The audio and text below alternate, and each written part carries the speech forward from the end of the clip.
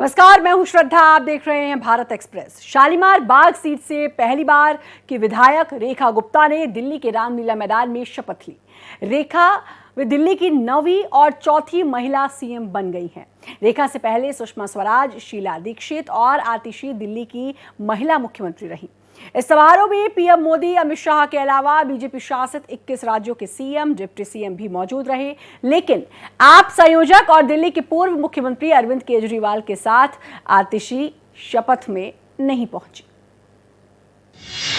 सुषमा, शीला, आतिशी दिल्ली की 4थी महिला सीएम मिली।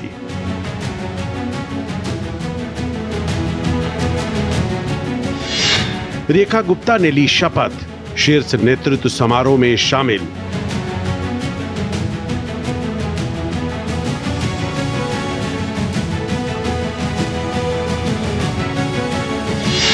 दिल्ली बीजेपी की महासचिव, महिला मोर्चा की राष्ट्रीय उपाध्यक्ष।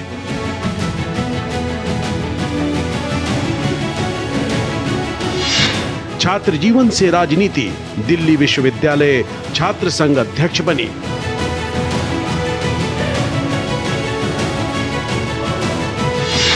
शीश महल में रहने से इनकार, चुनौतियों का लगा है अंबार।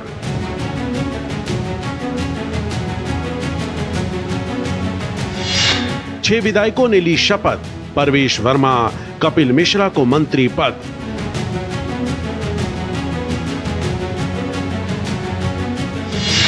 विजेंद्र गुप्ता को स्पीकर पद, जीत की लगाई हैट्रिक।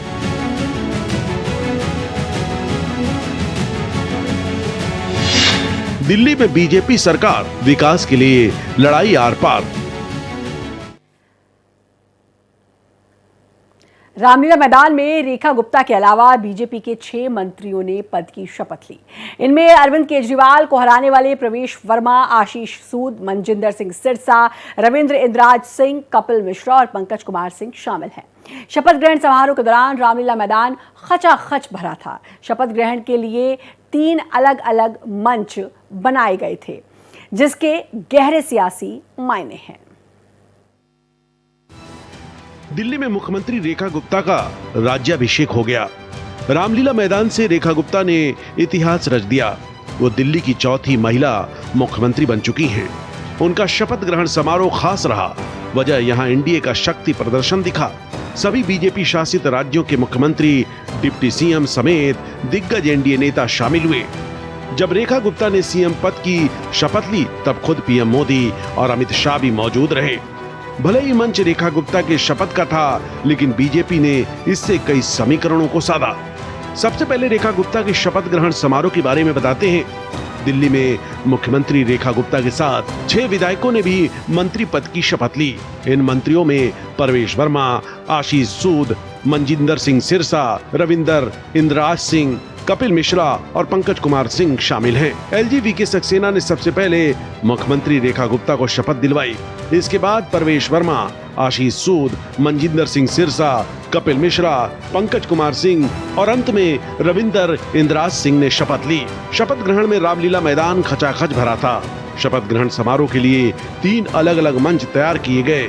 मुख्य मंच पर प्रधानमंत्री नरेंद्र मोदी, उपराज्यपाल वीके सक्सेना, मनोनीत मुख्यमंत्री और मंत्रिपरिषद के सहयोगी सदस्य और एनडीए शासित राज्यों के मुख्यमंत्री और डिप्टी सीएम भी उपस्थित रहे। दूसरे मंच पर धर्म गुरुओं और विशिष्ट अतिथि मौजूद थे, जबकि तीसरे मंच पर संगीत कार्यक्रम से जुड़े कलाकार मौजूद थे। बीजेपी ने पहले वाले मंच से ही अपने 2 समीकरणों को साधा। पहले तो इस मंच से परवेश वर्मा की नाराजगी को दूर किया, उसके बाद महाराष्ट्र का भी समीकरण साध दिया। रेखा गुप्ता को सीएम बनाए जाने से परवेश वर्मा नाराज चल रहे थे। कल शाम से लेकर सुबह तक उनके घर कोई हलचल नहीं दिखी। ऐसा लगा कि वह बीजेपी के फैसले से खुश नहीं है। लेकिन जैसे ही मंच पर रेखा गुप्ता और परवेश वर्मा का आमना सामना हुआ, चीजें बदल गईं। रेखा गुप्ता अदब के साथ परवेश वर्मा के पास गईं। चेहरे पर मुस्कान लिए उन्होंने हाथ जोड़कर परवेश वर्मा को नमस्कार किया। परवेश ने भी नाराजगी को खत्म किया। उन्होंने एक तरफ से रेखा गुप्ता को गले लगाया। इस दौरान दोनों के चेहरे पर मुस्कान खिली थी। बीजेपी ने दिल्ली के मंच को महाराष्ट्र के लिए भी यूज किया। रेखा गुप्ता के शपथ ग्रहण समारोह में देवेंद्र फडणवीस, एकनाथ शिंदे और अजीत पवार भी शामिल हुए। पिछले कुछ दिनों से एकनाथ शिंदे की नाराजगी की खबरें थीं। देवेंद्र फडणवीस की कई बैठकों में वो शामिल नहीं हुए थे। इतना ही नहीं, ऐसे कई फैसले हुए जिससे लगा कि शिंदे और फडणवीस में तकरार बढ़ गई है।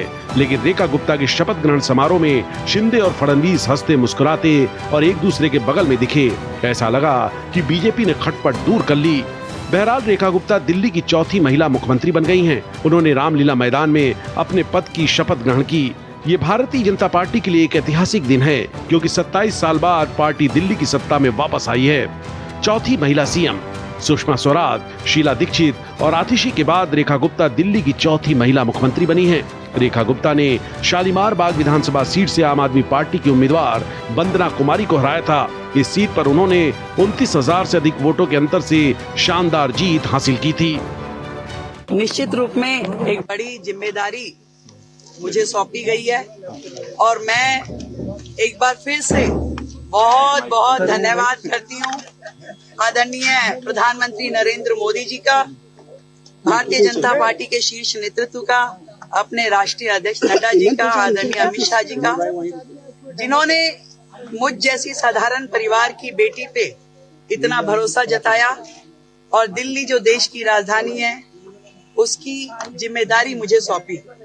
निश्चित रूप में मैं अपनी पूरी क्षमताओं के साथ, पूरी ताकत के साथ, ईमानदारी के साथ में उस जिम्मेदारी को निभाऊं। दिल्ली की जनता ने हमें इतना प्यार दिया, आशीर्वाद दिया। हमारे प्रधानमंत्री आदरणीय श्री नरेंद्र मोदी जी का, जिनके विकास के ऊपर में दिल्ली के लोगों ने विश्वास जताया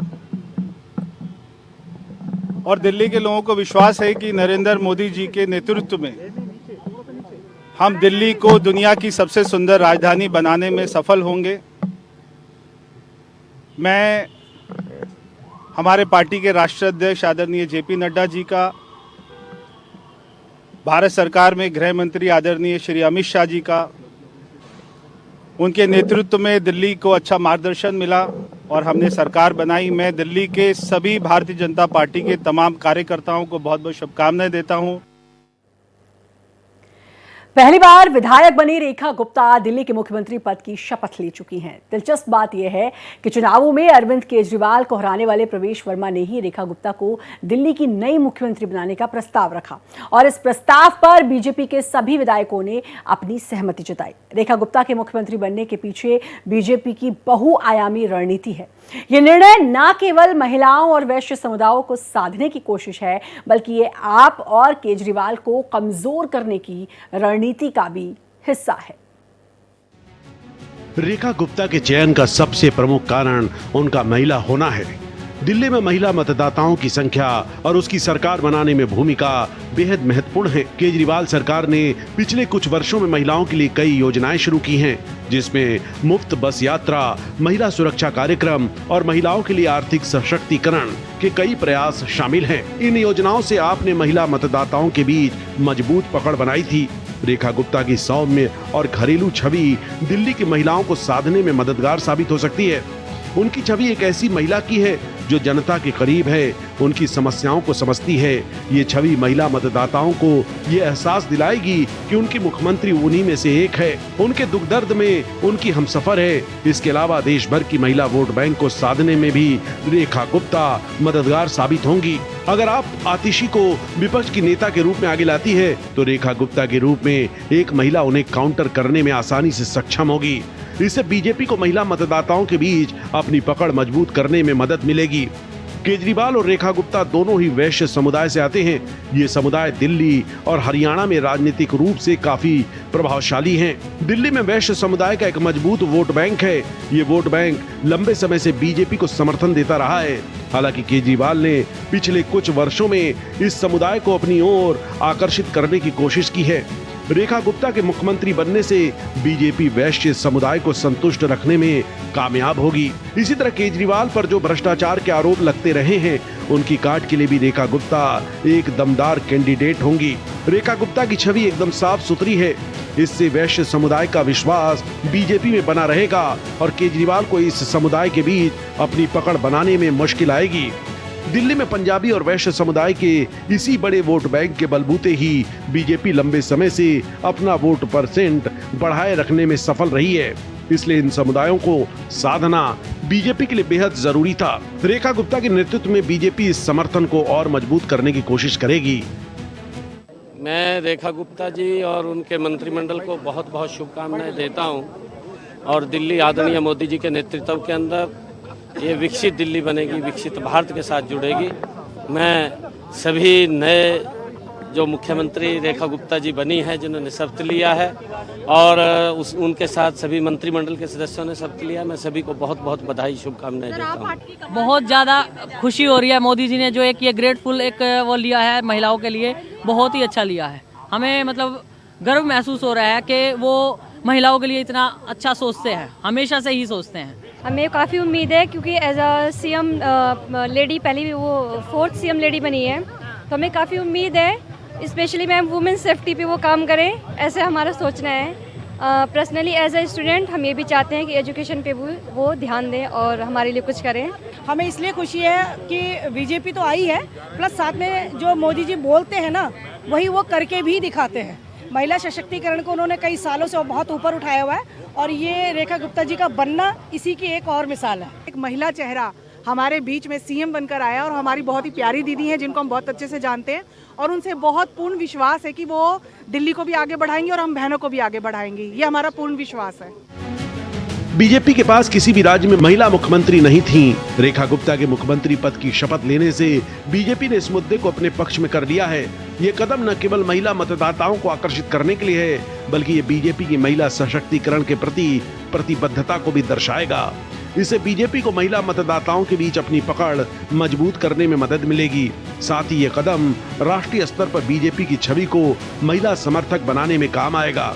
चूंकि बीजेपी किसानों, युवाओं के साथ साथ महिलाओं को भी एक वर्ग मानकर उनका वोट लेने के लिए प्रतिबद्ध है, इस कदम से संदेश भी जाएगा कि पार्टी महिलाओं को नेतृत्व के अवसर देने का हौसला रखती है। बीजेपी ने पिछले कई मौकों पर इस संदेश को देने में कोताही नहीं बरती है कि पार्टी में साधारण कार्यकर्ता का बड़ा सम्मान है। कोई भी पार्टी में बड़ा पद पा सकता है, इसके लिए विरासत का होना जरूरी नहीं है। साथ ही पार्टी ये संदेश देने में भी सफल रही है कि भाई भतीजावाद से पार्टी दूर है। यहाँ चुपचाप काम करने वालों पर पार्टी नजर रखती है, समय आने पर उसे नवाजने से पीछे नहीं हटती है। दूसरी पार्टियों से अलग कार्यकर्ता का भरोसा जीतने की कोशिश के रूप में भी इस प्रयास को देखा जा सकता है। ये संदेश भी दिया गया है कि बीजेपी में जो भी काम करता है उस आम कार्यकर्ता का बहुत सम्मान है। रेखा गुप्ता का सफर साधारण कार्यकर्ता के रूप में शुरू हुआ था। उनका करीब 3 दशक से बीजेपी से जुड़ाव है। उन्हें दिल्ली का मुख्यमंत्री बनाकर बीजेपी ने एक समर्पित कार्यकर्ता को नवाजा है। रेखा गुप्ता की छवि एक साधारण और घरेलू महिला की है, जो दिल्ली की आम महिलाओं से जुड़ाव महसूस करा सकती है। ये छवि उन्हें जनता के करीब लाने में मददगार साबित होगी। दिल्ली की महिलाओं को लगेगा कि उनकी मुख्यमंत्री उन्हीं में से एक है, जो उनकी समस्याओं को बेहतर ढंग से समझ सकती है। रेखा गुप्ता दिल्ली में लेडीज फर्स्ट वाले फॉर्मूले से मुख्यमंत्री पद के सारे दावेदारों पर भारी पड़ी हैं और इसीलिए प्रवेश वर्मा जैसे मजबूत नेताओं को कैबिनेट में एडजस्ट करना पड़ा। जैसे महाराष्ट्र में पिछली बार देवेंद्र फडणवीस को डिप्टी सीएम बना दिया गया था। दिल्ली की राजनीति को लेकर चल रहे सोशल मीडिया ट्रेंड को देश के बाकी राज्यों से अलग रखकर देखा जा सकता है। दिल्ली चुनाव के नतीजे आने के बाद 10 दिनों में सबसे ज्यादा चर्चा में प्रवेश वर्मा ही थे और उसकी एक वजह नई दिल्ली सीट पर दिल्ली के पूर्व मुख्यमंत्री अरविंद केजरीवाल को शिकस्त देना भी था। प्रवेश वर्मा को लेकर एक मास अपील नजर आई। बीजेपी संसदीय बोर्ड और विधायक दल की बैठक से पहले प्रवेश वर्मा और रेखा गुप्ता दोनों के नाम ट्रेंड कर रहे थे, लेकिन आखिरी बाजी रेखा गुप्ता के हाथ लगी और उसके कई कारण माने जा सकते हैं। रेखा गुप्ता को दिल्ली की कमान सौंपने के साथ ही बीजेपी ने मुख्यमंत्री पद के कई दावेदारों को सरकार में एडजस्ट किया है। देखा जाए तो दिल्ली में प्रवेश वर्मा का हाल भी करीब करीब वैसा ही हुआ है जैसे पिछली पारी में देवेंद्र फडणवीस को महाराष्ट्र में डिप्टी सीएम बनना पड़ा था। तब मजबूरन गठबंधन की राजनीति थी, अब राजनीतिक समीकरण भारी पड़े हैं। राजनीतिक समीकरणों को साधने के लिए बीजेपी ने रेखा गुप्ता के अलावा दिल्ली कैबिनेट में जाट, सिख, पंजाबी, दलित और पूर्वांचल से आने वाले नेताओं को शामिल किया है। मुख्यमंत्री पद के लिए रेखा गुप्ता के नाम के साथ ही कैबिनेट के लिए 6 नाम भी पहले से ही फाइनल कर दिए गए। इनमें मंत्री पद की शपथ ले चुके प्रवेश वर्मा, मनजिंदर सिंह सिरसा, आशीष सूद, रविंदर इंद्रज सिंह, पंकज सिंह और कपिल मिश्रा शामिल हैं। हमारी कई राज्यों की मुख्यमंत्री महिला रही हैं, लेकिन वर्तमान में जो मैं अभी सोच पा रहा हूं कि महिला मुख्यमंत्री नहीं थी, तो वो दिल्ली से हम लोगों ने पूरा किया। लेकिन आप याद रखिए, हम 98 में भी महिला मुख्यमंत्री दिए थे, सुषमा स्वराज जी को ही हमने उनके नेतृत्व में चुनाव लड़ा था, तब रह गया था। आज जैसे मौका मिला, एक हमारी बहन उस कुर्सी पे बैठ गई। प्राथमिकताएं तो यही हैं जो सबसे पहले बेसिक चीजें जो अब तक नहीं मिल पाई, साफ पानी मिले दिल्ली के लोगों को, साफ हवा मिले, साफ यमुना जी मिले, ये सारी वो चीजें हैं जो दिल्ली को अब तक नहीं मिल पाई और बहुत जल्दी आपको ये सब मिलेगा। मुख्यमंत्री पद के लिए रेखा गुप्ता और परवेश वर्मा दोनों ही ट्रेंड कर रहे थे, लेकिन अपने पुराने बयानों को लेकर नहीं, बल्कि दिल्ली के लोगों के संभावित पसंदीदा मुख्यमंत्री के रूप में परवेश वर्मा को दिल्ली के पूर्व मुख्यमंत्री का बेटा होने की कीमत भी चुकानी पड़ी है, क्योंकि कांग्रेस सहित कई राजनीतिक दलों पर परिवारवाद की राजनीति करने को लेकर हमलावर बीजेपी परवेश वर्मा को मुख्यमंत्री बनाकर खुद भी निशाने पर आ सकती थी। दिल्ली के मुख्यमंत्री पद के लिए रेखा गुप्ता के नाम की घोषणा के बाद परवेश वर्मा का चेहरा देखने लायक था। चेहरे की वो रौनक गायब हो चुकी थी जो बीते 10 दिनों से बनी हुई थी, और जब परवेश वर्मा को बीजेपी नेतृत्व ने सेट कर दिया, कारण चाहे जो भी हो, तो बाकियों की क्या बिसात है। रेखा गुप्ता का नाम फाइनल करना इतना आसान भी नहीं था। जो मिशन विकसित दिल्ली का है, उसको पूरा करने के लिए लगातार काम किया जाएगा, एक भी दिन उसमें से व्यर्थ नहीं होगा, और एक एक कमिटमेंट जो हमारी दिल्ली से है उसे पूरा करेंगे। दिल्ली में बीजेपी के मुख्यमंत्री को उपराज्यपाल के साथ मिलकर केंद्रीय गृह मंत्री के सुझाव और आदेशों से ही दिल्ली को चलाना होगा। रेखा गुप्ता को मुख्यमंत्री बनाकर बीजेपी ने एक तीर से कई शिकार खेले हैं, जिसमें एक स्थायी मुख्यमंत्री, महिला मुख्यमंत्री देकर आम आदमी पार्टी की मुख्यमंत्री के लिए एक कुर्सी खाली छोड़ने वाली अस्थायी मुख्यमंत्री आतिशी का जवाब भी दे दिया। वैश्य समाज को भी एक संदेश है कि वो केजरीवाल की राजनीति में अगर फंसे हों तो पूरी तरह से फिर से बीजेपी के साथ जुड़ जाएं। मगर बीजेपी दिल्ली जीत गई, लेकिन आम आदमी पार्टी बुरी तरह हारी नहीं है, इसीलिए बीजेपी को आपके साथ लड़ाई जारी रखनी होगी, क्योंकि दिल्ली की हार के बाद गुजरात के निकाय चुनावों में आम आदमी पार्टी ने कई जगह जीत हासिल करके दिल्ली से मिले अपने घाव पर मरहम लगाने का काम किया है। अब देखना यह है कि दिल्ली की नई मुख्यमंत्री रेखा गुप्ता का कार्यकाल क्या शीला दीक्षित की याद दिलाएगा, या आतिशी के चंद महीनों की, या फिर वो अपने लिए एक नई इबारत लिखेंगी। और इसी के साथ हमारी इस खास पेशकश में इतना ही। बाकी खबरों के लिए लगातार बने रहिए भारत एक्सप्रेस के साथ।